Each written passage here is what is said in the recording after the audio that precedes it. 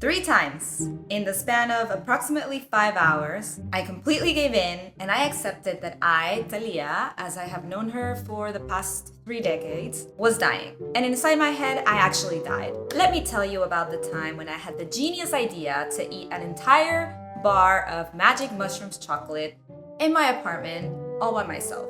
Yes, I took a full 5-gram dose of psilocybin, which is also known as the heroic dose. If you've heard about this before and you might be curious to try it yourself, or you just want to hear how an experience with magic mushrooms goes, stay till the end of the episode. I'm going to share exactly how my trip went, everything that I felt, everything that I saw, what to do and what not to do, so that you are properly prepared if you actually try this yourself. But actually, don't try this at home by yourself, please. Ego deaths are really not the most fun thing in the world. Before we embark on this trip, hello, my name is Talia. I am a mystic, and on this channel, I share personal experiences of when and how I've transcended into new levels of consciousness, and I basically like to distill the key insights so that I can pass on this wisdom and help you grow in your own spiritual path. If that sounds interesting to you, don't forget to subscribe for more videos like this. Okay, my dad is gonna get super triggered from this. He really hates it when I talk about magic mushrooms. But well, I am actually a big fan, and I don't know what your position might be. You might be like, but Tally, it's a drug.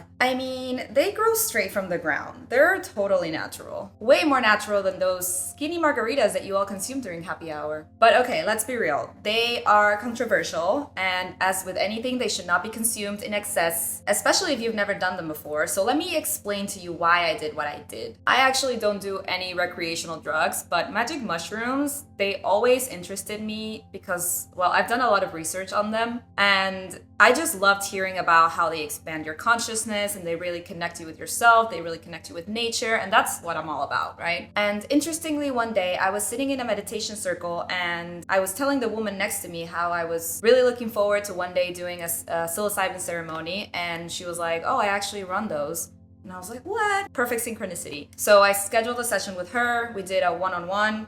It was actually great. She took really good care of me. She made sure that the environment was comfortable, the music was good. So overall, I felt really safe. So this was my first session ever. I loved the experience. I actually realized that I had a lot more control of my mind than I actually thought. Overall, I did really go mentally prepared for this. So it went really well. So since that was my first session, I think she gave me about 2 grams of psilocybin, which isn't a lot. It's like a pretty potent dose, but it's not 5 grams. It's not the hero dose that sends you into outer space. And so after that session, I tried a couple more here and there, and I also experimented on my own with lower doses, and I started feeling really comfortable with the mushrooms. I also want to pause here, and I want you to know, if you've seen my previous videos where I talk about sometimes having visions, that is completely separate from these experiences that I'm going to talk about right now. I'm going to tell you when I've had visions during meditation alone, without any drugs, without any substances, and then I'm going to tell you when I've had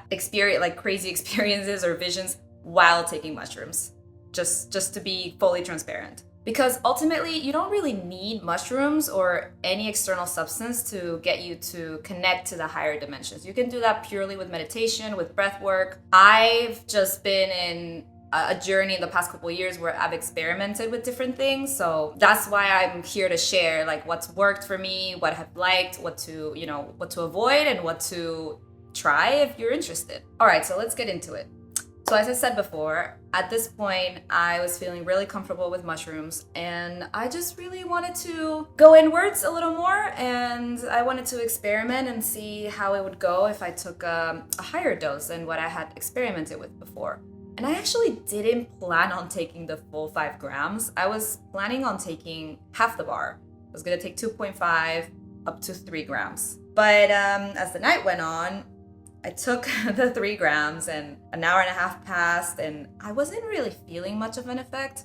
It actually might not have been like a proper 5 gram or like a proper heroic dose, because usually you need to be with a completely empty stomach. But I think because I ate, it delayed the kick in to happen. And so I took a little more. Within 2 hours, I took a little more. So at one point I was like, okay, I'm just gonna take the whole bar. So before I got started, I made a little ritual in my living room. I kind of set up my crystals, I put some candles, I made sure to choose my playlist because set and setting is super important. You have to be in a place where you feel safe, where you feel comfortable.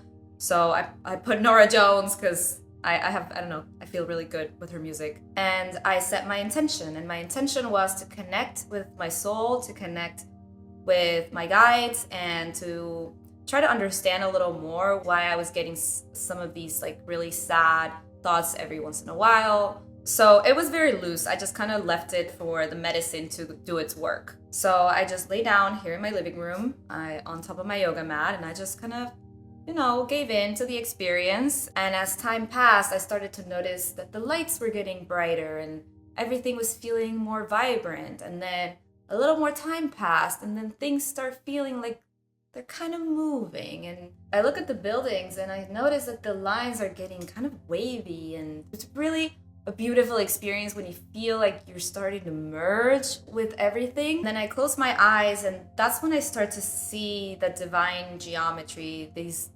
beautiful landscapes of colorful, really vibrant patterns. So at this point, I'm like, okay, starting to feel it. Just surrender to the experience, just connecting with myself a lot more. Something really important to note about psilocybin is that it enhances any physical or emotional feeling you may be having. So it really taps into your subconscious mind. Let me tell you why I'm saying this. So at this point, when I'm really feeling the effect, I get up, I open my eyes, and I go to the mirror, and I start looking at myself, and I stare really hard, and I start to notice that my wrinkles are starting to get even more defined.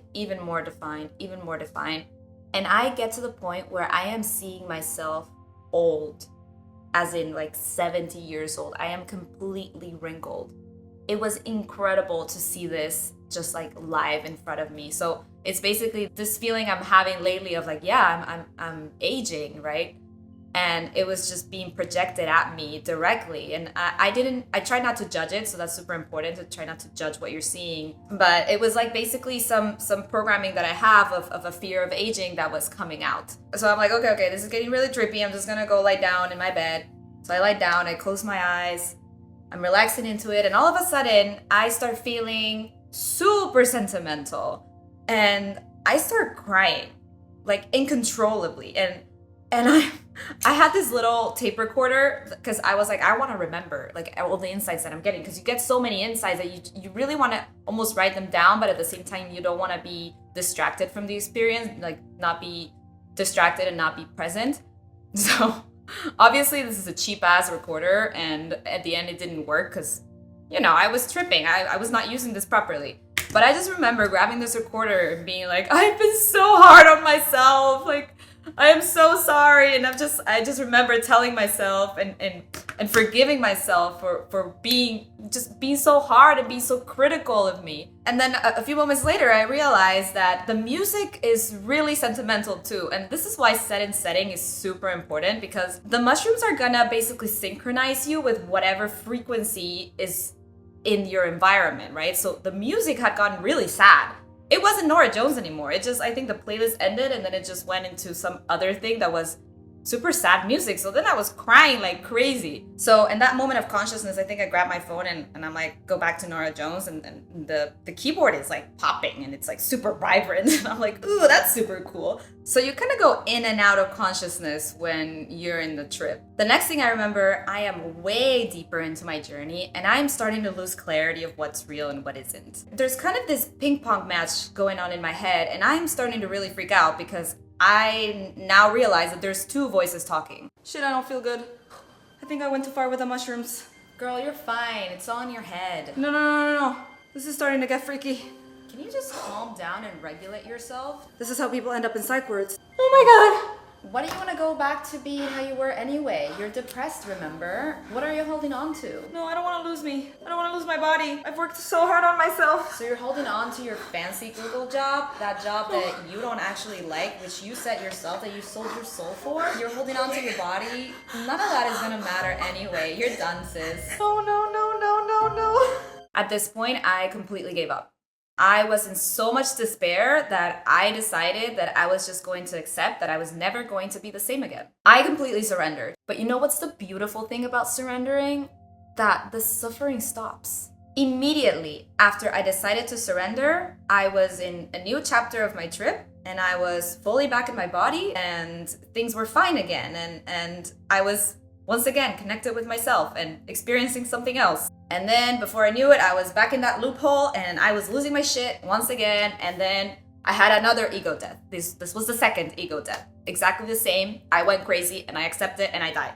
And just as the last time, the moment that I accepted that I was going crazy and I couldn't do anything about it, I was then back in another chapter. And then the third ego death happened. But this time, I actually thought I was dying. I wasn't going crazy this time. So the first two times I was going crazy. This time, I felt like I was dying. I was freaking the hell out and I was so trapped in my own head. Can you guess what I did?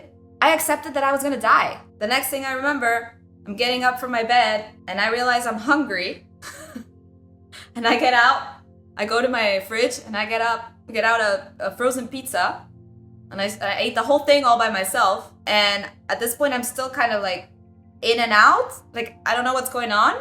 And I call my sister and I'm like, I don't know if I'm going crazy. I want you to be here on the phone because I don't know what's happening. And I just want to feel safe. And luckily, she was there to like call me through the last few moments of my trip, which I don't know, it was like a 20-minute call, 30-minute call, I don't know. And then I slept like a baby. So I will say that the main lesson that I got from this experience was detachment. Identity detachment specifically. My suffering on all three ego deaths were really tied to my attachment to my identity as it was at that point in my life. Like I was really attached to what Thalia represented for me, and I was putting my worth on my job and my apartment and my body. Like I did not want to let go of any of these things that really shaped who I thought I was. And we know this. Buddha teaches this. It's his primary teaching, I think, that our suffering is based on our attachments to anything external in our reality. And it's really interesting because this was about a couple of years ago and I'm no longer at Google. I was laid off a few months ago and I feel more myself than I ever have. Like all this spiritual work that I've been doing, I've been slowly kind of letting go of all these attachments to all these external things. And one of the first things that I had to do was let go of my belief that a job and a title added any value to who I was as a person, as a human. So keep in mind, this was my experience. I'm sharing this so that you know what to expect. I would say I definitely wasn't very responsible for doing this by myself. So I would highly advise that you do this with someone who has experience. It can either be a shaman or a spiritual guide or basically somebody that can guide you through the process. When I was doing this, I genuinely thought that this experience was going to be similar to the one I did with my guide, that I was still going to be in control. I didn't even know about ego deaths at that point. But when that happened, and later on I learned about ego deaths, I was like, oh, okay, yeah. So obviously I went a little too far. Do I recommend it? Absolutely. Would I do it myself again? Absolutely. Although probably not by myself. Did I come out of that feeling like a totally new person and like my life changed forever? No. I've talked in other videos about the 2 times in my life where I felt like I full on did a quantum jump and my life really completely changed. That was not the case with this. I've done mushrooms and I've done 2 other plant medicines, and I did not have the transformational experience that I thought I would. Also keep that in mind. I think sometimes when you go with expectations of something to happen, it doesn't really happen. So you just have to go with an open mind. Like whatever you experience is going to be the thing that is right for you. The medicine will teach you what you need to know at that point in your life. The other important part is the integration process after you're done with the session. So it's super important that you get a journal and you write down what were the insights that you got, because you get so many insights. Like your mind is just going, and you're like, oh wow, that was interesting. Oh wow, that was interesting. But you don't really want to be writing them during your trip, right? You want to be present. So ideally, after the session, the next day, the next week, you write down the things as you start remembering them. And then you try to kind of internalize them and apply them to your life. That's really how the medicine can really work for you. Also, please know that you don't have to have an ego death for you to have a successful psilocybin experience. We really don't want in general this concept of death doors. We want the experience, like our healing journey, our spiritual journey, to be with ease, with grace. It can be like that. If you have this idea that it has to be hard, that you have to suffer so that you can come out on the other side, no, not really. It can be easy. Again, that's a belief, right? That's a belief that we need to change, and maybe we need to start feeling like yeah, I can grow with ease, and I can tune into myself, and I can have experiences where I can recognize what the lesson is, and then apply it to my life without having to fill myself up with guilt or with grief. It can be easy. Of course, I'm not saying that it will be easy. I also had to live my own fair share of hard and difficult moments, and I still go through them, but I am training myself to think that way, that I don't have to suffer on purpose. So if you have any questions at all about this experience, please leave them in the comments. I'll get back to you as soon as I can. And thank you for watching. And I hope that this was really useful and insightful for you. If you like this video, you might want to watch my video about my experience at Joe Dispenza's week-long meditation retreat, where I talk about my quantum jump, and I talk about some of the visions I was seeing during meditation. And this had nothing to do with drugs, as I said. This was purely meditation, but it was a pretty transformative experience. Have a magical day, and I'll see you in my next video.